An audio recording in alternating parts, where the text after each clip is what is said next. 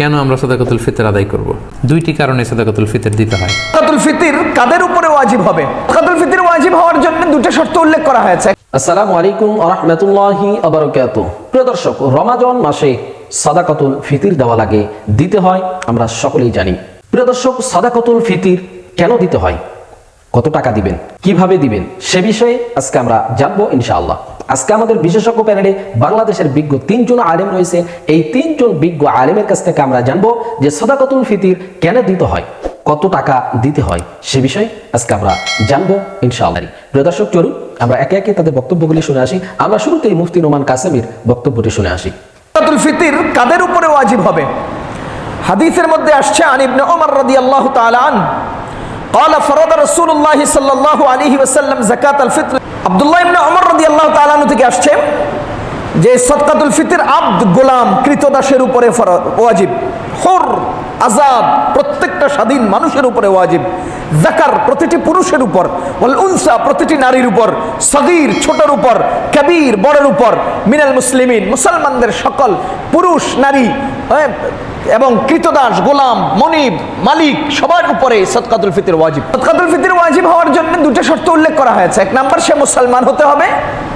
2 number, সে সাদকাতুল ফিতর দেওয়ার যোগ্য হতে হবে, অর্থাৎ সাহেবে মাল হতে হবে। এটা পুরুষের উপরে ওয়াজিব হবে কখন? ইযা কানা গানিয়ান, যখন সে গনি হয়, আইয়ুদ্দিহা আন নাফসি, নিজের পক্ষ থেকে সে আদায় করতে পারে, ওয়া আন কুল্লি মান লাহু ওয়ালায়াতুন আলাইহি, আর প্রত্যেক ওই ব্যক্তির সদকা তার উপরে ওয়াজিব হবে যেই ব্যক্তির রক্ষণাবেক্ষণ, তত্ত্বাবধান, খাওয়া দাওয়ার ব্যবস্থা, এগুলো যেই পুরুষের উপরে দায়িত্বে আসবে, তার অধীনস্থ প্রত্যেকটা নারী পুরুষের সেই সদকা ওই পুরুষ তার পক্ষ থেকে আদায় করে দিবেন। বাবা তার সন্তানের সদকা আদায় করে দিবেন, স্ত্রীর সদকা স্বামী দিবেন, সন্তানদের সদকা বাবা দিবেন। এইভাবে প্রত্যেক উচ্চপদস্থ ব্যক্তি তার অধীনস্থ ব্যক্তিদের সদকা আদায় করবেন। এটাই কিতাবের মধ্যে উল্লেখ আছে। প্রত্যেক ওই ব্যক্তির পক্ষ থেকে সে সদকা আদায়ের দায়িত্বশীল হবে যেই ব্যক্তিদের রক্ষণাবেক্ষণ এবং তাদের ওয়ালায়াত, তাদের ওলি হওয়ার দায়িত্ব তার কাছে আছে। যতজন লোকের ওলি তিনি, ততজন লোকের সদকা তিনি আদায় করবেন। যদি কোনো সন্তান নিজে বড়লোক হন, যেমন বাবা তিনিও বড়লোক, সন্তান তিনিও বড়লোক, ভাই তিনিও বড়লোক, অন্য ভাই তিনিও বড়লোক, তখন তারা তাদের প্রত্যেকের নিজস্ব মাল থেকে সদকা ফিতর আদায় করবেন। কোনো স্ত্রী যদি মালদার হয় আর স্বামী যদি তার পক্ষ থেকে আদায় করেন তবে আদায় হবে, এবং স্বামী তার পক্ষ থেকে আদায় করবেন। এজন্য যে ওই স্ত্রী মালদার হলেও কিন্তু স্ত্রীর ভরণ পোষণের পূর্ণ দায়িত্ব স্বামীর, যেহেতু স্ত্রীর ভরণ পোষণের দায়িত্ব স্বামীর, সেহেতু স্ত্রীর পক্ষ থেকে সে সদকা স্বামী আদায় করবেন। একান্ত যদি কোনো ভাই বড়লোক হন তো ওই ভাই দিতে হবে না, সন্তান বড়লোক হলে বাবা দিতে হবে এরকম নয়, তাদের নিজস্ব সম্পদ থেকে তারা সদকা আদায় করবেন। নবীজি সাল্লাল্লাহু আলাইহি ওয়াসাল্লাম সদকার দায়িত্ব বড় লোকদের কাঁধেই আসে। নবী করিম সাল্লাল্লাহু আলাইহি ওয়াসাল্লাম বলেছেন, আলাল আবদি ওয়াল হুররিস, কৃতদাস হয়, এখন গোলাম নেই, চাকর নকর আছে কিন্তু কৃতদাস নেই। মানুষ কিনা বেচা হইতো ওটা নেই, এখন বাস্তবে নেই, শরীয়তের বিধানে আছে। যদি ওই রকমের অবস্থা তৈরি হয়ে যায়, ওই অবস্থা আজকে নেই, সেই জন্য গোলামও যদি হয়, ব্যক্তি মালিকানা নেই গোলামের, যা ইনকাম করবে মনিবের, তারপরে ওর উপরে ফরজ, ওর উপরে ফিতরা ফরজ। ফিতরা দেবে কে? ওর মালিককে দিতে হবে, পুরুষকেও দিতে হবে, অলউনসা মেয়েকেও দিতে হবে, ছেলে হোক আর মেয়ে হোক সবাইকে দিতে হবে।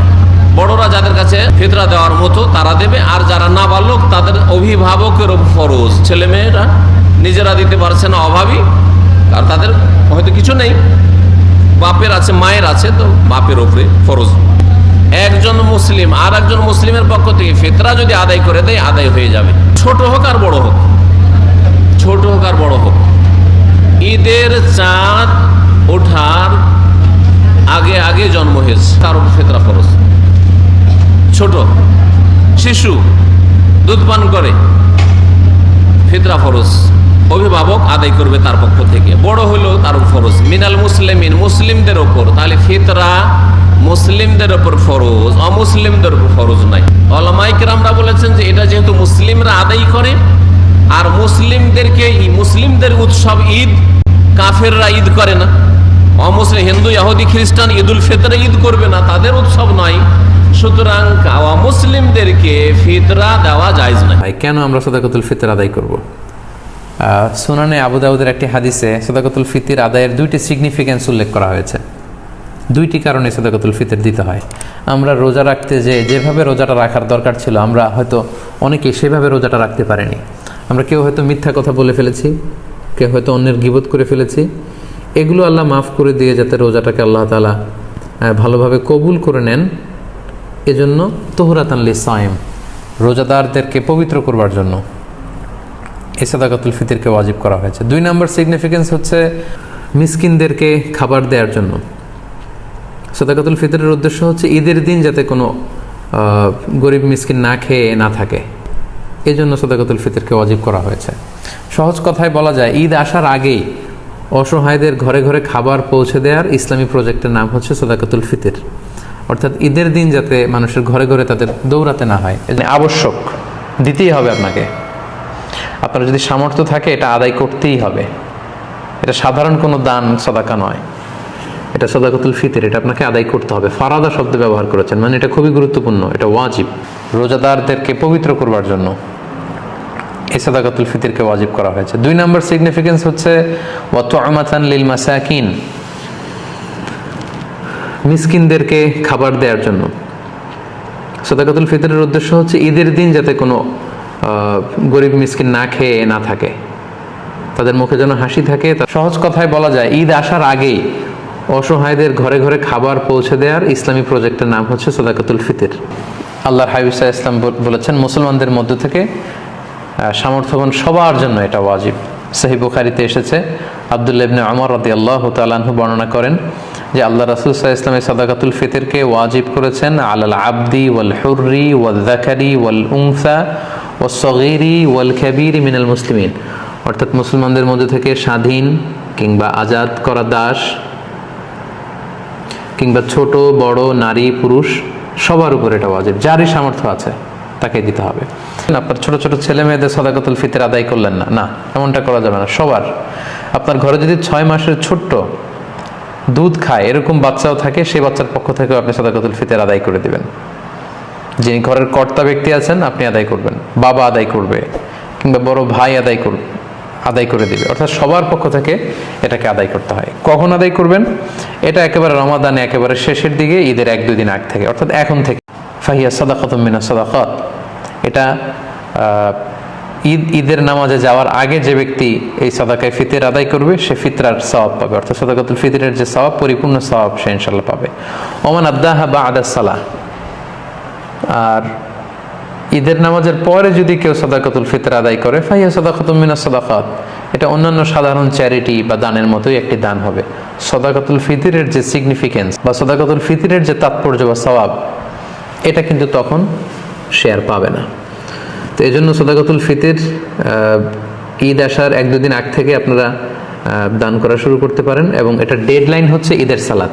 ঈদের সালাতের পরে কিন্তু আর সাদাকাতুল ফিতর আদায় করা যাবে না।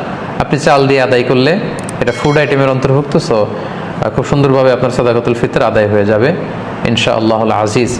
1 সা পরিমাণ চাল, হানাফি মাযহাবের যে প্রেসক্রাইব করা হয়েছে 3 কেজি 300 গ্রাম, সেই হিসাবেও আপনি 3 কেজি 300 গ্রাম চাল দিলে আদায় হয়ে যাবে ইনশাআল্লাহ। প্রিয় দর্শক, এতক্ষণ আমরা শুনছিলাম বাংলাদেশের বিজ্ঞ 3 জন আলেমের কাছ থেকে যে সাদাকাতুল ফিতর কেন দিতে হয়, কত টাকা দিবেন, সে বিষয়ে আমরা শুনছিলাম বিজ্ঞ আলেমদের কাছ থেকে।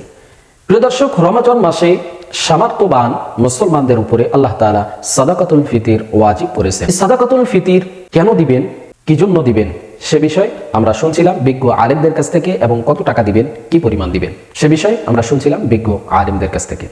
আমরা সাদাকাতুল ফিতর অবশ্যই আদায় করব, এর গুরুত্ব অনেক রয়েছে, বিজ্ঞ আলেম ওলামাদের কাছ থেকে আপনারা শুনেছেন। এজন্য আমরা সাদাকাতুল ফিতর অবশ্যই আদায় করব, এবং এর ফজিলত কি পরিমাণ সওয়াব পাবো, সে বিষয়ে বিজ্ঞ আলেম ওলামাগণ কথা বলেছেন, আপনারা শুনেছেন। প্রিয় দর্শক, আমরা এখানে বিজ্ঞ 3 জন আলেমের কথাগুলি শুনলাম। এই 3 জন বিজ্ঞ আলেমের মধ্য থেকে যার কথাগুলি কোরআন ও হাদিসের দলিল ভিত্তিক মনে হবে, আমরা তার কথাটাই, তার মতটাই গ্রহণ করে নেব ইনশাআল্লাহ। প্রিয় দর্শক, সর্বোপরি আল্লাহ তাআলার কাছে দোয়া করি, আল্লাহ তাআলার সকল বিধান যেন আমরা মেনে চলতে পারি, সাদাকাতুল ফিতরের মতো একটি গুরুত্বপূর্ণ আমল আমরা যেন করতে পারি সঠিকভাবে, সে তৌফিক যেন আল্লাহ তাআলা আমাদেরকে দান করেন। আল্লাহ তাআলা আমাদের সবাইকে যেন কোরআন ও সুন্নাহর সঠিক পথে আমাদেরকে যেন পরিচালিত করেন। প্রিয় দর্শক, আমরা একেবারেই ভিডিওর শেষ প্রান্তে চলে এসেছি। আজকের মতো আমি মিনারুল ইসলাম এখানেই বিদায় নিচ্ছি। দেখা হবে অন্য কোনো ভিডিওতে। সে পর্যন্ত সকলে ভালো থাকবেন, সুস্থ থাকবেন। আসসালামু আলাইকুম ওয়া রাহমাতুল্লাহি ওয়া বারাকাতুহু।